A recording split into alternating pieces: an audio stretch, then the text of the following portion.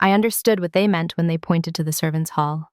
I had been a guest in that house once, years before, when my father was still alive and our names still carried weight in drawing rooms across London. Now I stood in the same corridor, wearing black wool instead of silk, holding a carpetbag instead of a calling card. The housekeeper's finger remained extended toward the kitchen stairs, her face perfectly composed, as though she had not served me tea in the parlor 5 years earlier. I descended without protest.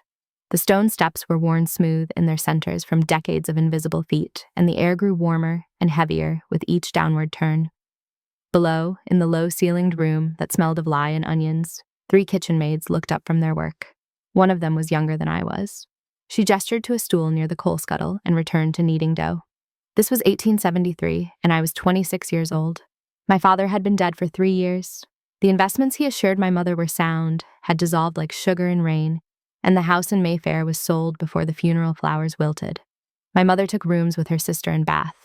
I became what unmarried women of ruined families become: a governess, a companion, a woman whose presence in fine houses was tolerated only when her usefulness exceeded her inconvenience. Lady Catherine Ashford had hired me to organize her late husband's papers and correspondence. The task would take 3 months, she said, and I would be paid £20 upon completion. It was half what I needed to secure modest lodgings, but it was work, and work had become my only currency. I had not expected to be invited to her dinner party. I certainly had not expected what followed. The evening began with a note delivered to my small room on the 3rd floor. Lady Ashford requested I join her guests for dessert in the drawing room. She wished to introduce me to a gentleman who might have work for someone with my particular skills. I changed into my one remaining good dress, dark blue silk that had been my mother's, carefully mended at the seams. I pinned my hair properly. I went downstairs. The drawing room blazed with candlelight. 18 guests occupied the space in configurations of wealth and breeding I had once navigated without thought. I recognized several faces. They recognized mine. Lady Ashford rose from her position near the fire and beckoned me forward and, "Come, come, Miss Thornley. Do not hover in the doorway like a chambermaid." Her voice was bright, generous, as though she were bestowing a kindness. The room's conversation dimmed. "I have been telling Sir Edmund about your remarkable memory and your gift for organization. He is writing a family history and finds himself quite overwhelmed by documents." Sir Edmund was 70, if he was a day, with white whiskers and an expression of permanent skepticism. He examined me as one might examine a piece of furniture being considered for purchase. "Your father was Henry Thornley?" he asked. "Yes, sir." I knew him slightly. Unfortunate business, that. He did not elaborate on what business he meant: the bad investments, the sudden death, or the poverty that followed. All of it was unfortunate. All of it was discussed in past tense, as though it had happened to someone else. "Miss Thornley has been invaluable to me these past weeks," Lady Ashford continued. "Though, of course, her circumstances have changed considerably. One must be realistic about these things. Still, she maintains such dignity, doesn't she? I find it quite admirable." The words landed like coins on a counter. Her smile never wavered. Around the room, women adjusted their fans. Men cleared their throats. I understood then that I had not been invited to meet Sir Edmund. I had been invited to be displayed. The governess who was once a gentleman's daughter, the cautionary tale in silk. "Where is Miss Thornley taking her meals?" asked Mrs. Winthrop, a woman whose daughter had attended my coming-out ball. "Surely not with the family," Lady Ashford laughed, a sound like breaking glass wrapped in velvet. "Oh, heavens, no. She takes a tray in her room most evenings, or in the servants' hall when she prefers company. One must observe the proper distinctions, mustn't one? It would be awkward otherwise." The silence that followed was absolute. I felt it like water closing over my head. Every face in that room had known me as an equal. Every person there understood exactly what was being said and exactly what I had become. "Of course," I said. My voice emerged steady, clear. "One must always observe the proper distinctions." Lady Ashford smiled. "I knew you would understand, my dear. You have always been so sensible." I excused myself shortly after. No one attempted to continue the conversation with Sir Edmund. I climbed the stairs to my room, removed the blue silk dress, and hung it carefully in the narrow wardrobe. Then I sat on the edge of the bed and considered what had been done to me. It was not the servants' hall that humiliated me. It was the performance of my humiliation for an audience who would speak of it at a dozen other dinner parties. Lady Ashford had not merely reduced my status, she had made it entertainment. I did not sleep that night. Instead, I thought about power and how it moves through rooms like invisible current. I thought about what I knew and what I had seen during my weeks organizing Lord Ashford's papers. The work Lady Ashford had hired me for was delicate. Her late husband had been a collector of letters, documents, and memoranda spanning 40 years of political and social life. He had known everyone of importance. He had witnessed scandals, brokered arrangements, and kept meticulous records of what he saw. His papers were a map of secrets, indiscretions, and carefully hidden truths. I had been reading those papers every day for 6 weeks. I knew, for instance, that Lord Ashford had written 3 letters to his solicitor expressing concern about certain investments his wife had made without his knowledge. I knew the name of the gentleman who had advised her on those investments, a man who was not her husband and who had visited the house frequently during Lord Ashford's final illness.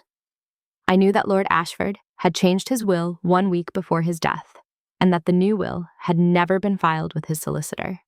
I knew these things because it was my task to organize and categorize everything.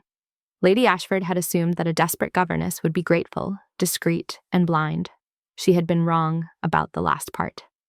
The following morning, I resumed my work in Lord Ashford's study. I made careful notes. I copied several documents in my own hand, working late into the evening by candlelight when the household slept. I wrote letters using the house stationery. Lady Ashford kept it in unlocked drawers, an oversight born of absolute confidence. I wrote to Lord Ashford's solicitor. I wrote to his nephew, the one who should have inherited the estate under the original will. I wrote with precision and clarity, stating facts without commentary, attaching my careful copies as evidence. I posted the letters myself during my afternoon walk when I was permitted 2 hours of freedom beyond the house. Then I waited. It took 3 weeks. I continued my work, took my meals in the servants' hall without protest, and spoke to Lady Ashford only when necessary. She treated me with the same bright condescension she had shown at the dinner party, as though we shared an understanding of my proper place. On the morning of the 16th of June, Lord Ashford's nephew arrived unannounced with his solicitor. They requested a private meeting with Lady Ashford. I was not present for that conversation, but I heard her voice rise above the thick oak door, sharp and disbelieving. By afternoon, 3 more gentlemen had arrived, including a magistrate. I was summoned to the drawing room at 4 o'clock. Lady Ashford sat very straight in her chair, her face the color of parchment. The nephew, a man named Richard Ashford, whom I had never met, stood near the window with papers in his hand. The solicitor remained by the door as though guarding against escape.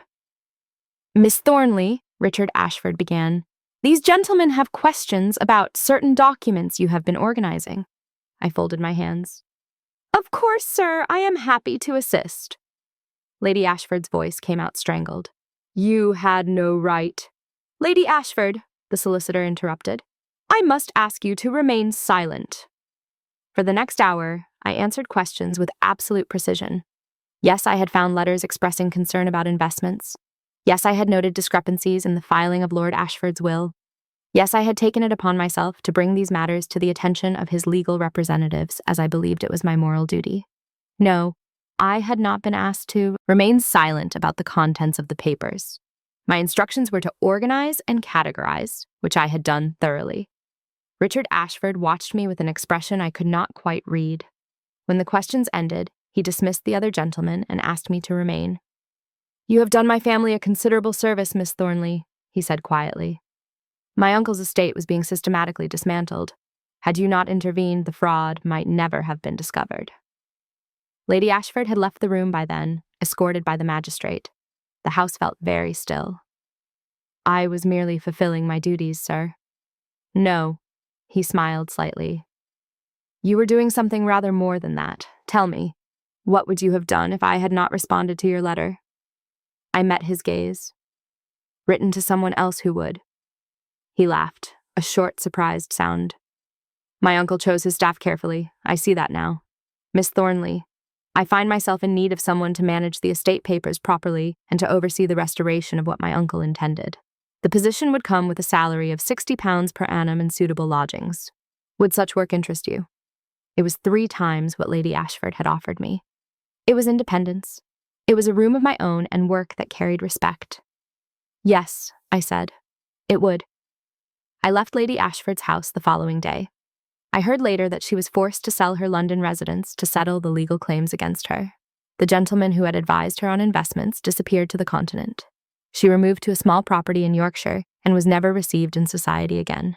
I did not attend her downfall. I was occupied with my new position, which proved both demanding and deeply satisfying. But that is not the end of the story. 2 years later, in the spring of 1875, I received an unexpected letter. It bore the royal seal. Queen Victoria was preparing her journals for eventual publication and required someone to organize and annotate 40 years of correspondence, diaries, and official documents. The work demanded complete discretion, exceptional attention to detail, and an understanding of both political and personal history. My name had been put forward by Richard Ashford, whose family had long served the crown in various capacities. I was invited to Windsor Castle for an interview. I traveled by train on a morning of soft rain, wearing a new dress of gray wool that I had purchased with my first quarter's wages. The castle rose from the landscape like a statement carved in stone, vast and ancient and absolute. I was met by a secretary who led me through corridors of impossible grandeur to a private sitting room. Queen Victoria was 66 years old and had been in mourning for Prince Albert for 14 years. She wore black silk and a widow's cap, and her eyes were intensely blue and entirely alert. "Miss Thornley," she said without preamble, "I understand you have some experience with delicate family papers." "Yes, Your Majesty." "And you can be discreet?" "I can, Your Majesty." She studied me for a long moment. "You were born to a good family. Your father suffered reverses. You have worked for your living since his death." It was not a question, but I answered anyway. "Yes, Your Majesty." "Then you understand the nature of loss and adaptation. You understand that circumstances change, but character need not." She paused. "I have no patience for those who believe misfortune indicates moral failing. One's value is not determined by one's address." Something in my chest loosened. A tension I had carried so long I had forgotten it was there. "I believe that as well, Your Majesty." "Good. Then we shall work well together." I was appointed to a position in the royal household. My work was conducted in private rooms at Windsor, often in the Queen's presence. She was exacting, occasionally difficult, and utterly fascinating. She spoke to me as one might speak to an equal, asking my opinion on the organization of materials, trusting my judgment on sensitive matters. 3 months into my employment, there was a small dinner at the castle for members of the diplomatic corps and certain members of the aristocracy. These were private affairs, not state functions, but they required staff with sufficient education and discretion to assist. I was asked to attend, not as a servant, but as part of the household, one of the Queen's ladies who managed her personal affairs. I wore deep blue silk, the same shade as the dress I had once worn to Lady Ashford's drawing room. I stood in rooms where paintings looked down from walls and light fell through windows that had witnessed centuries of power, and Lady Catherine Ashford was there. She had been invited, I learned, because her distant cousin held an ambassadorial position. It was likely her first social engagement of any importance since her scandal. She wore lavender, half mourning, and her face was carefully composed. I saw the moment she recognized me. Her expression shifted, confusion giving way to shock. The Queen's secretary was making introductions. When he reached me, he said, "Miss Elizabeth Thornley, who assists Her Majesty with personal correspondence and historical documents." Lady Ashford's face went perfectly white. I inclined my head to her, a small, precise gesture of acknowledgement. "Lady Ashford, how pleasant to see you again." She could not cut me. She could not pretend not to know me. The Queen's household demanded courtesy from all guests, and any insult to a member of that household was an insult to the crown itself. "Miss Thornley," she managed. "I had not known, I did not realize that I was employed by Her Majesty. It is a recent appointment. I find the work very fulfilling." The Queen entered the room then, and all conversation ceased. We stood as she passed, and she paused beside me. "Miss Thornley, I shall need you after dinner to review those letters from Berlin. The translations are inadequate." "Of course, Your Majesty." She moved on. The room exhaled. I felt every eye upon me, including Lady Ashford's. At dinner, I was seated far above her. I was part of the royal household. She was merely a guest, present by familial association and invited only out of diplomatic necessity. We did not speak again that evening. I had no need to speak to her. My presence was sufficient. I heard later that she left shortly after dinner, claiming sudden illness. I do not know if she understood the fullness of what had occurred, that the woman she had humiliated in her drawing room, the woman she had sent to eat in the servants' hall, was now protected by the crown itself and moved in rooms she could only enter by invitation. I continued my work at Windsor for 8 years.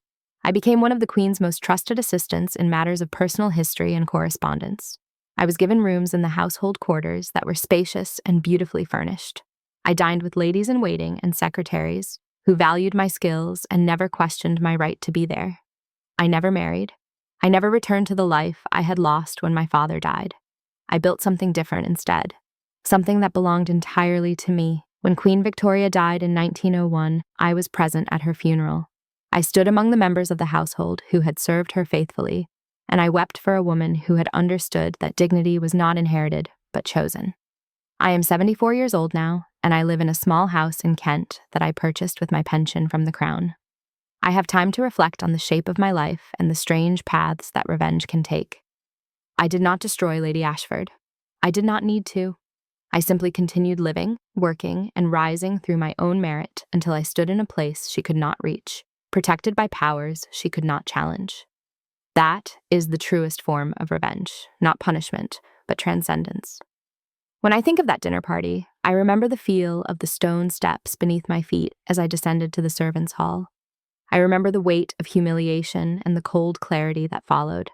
But I also remember standing in Windsor Castle, wearing silk the color of midnight, acknowledged by name in a room filled with power. They told me to eat in the kitchen. The Queen sent for me by name.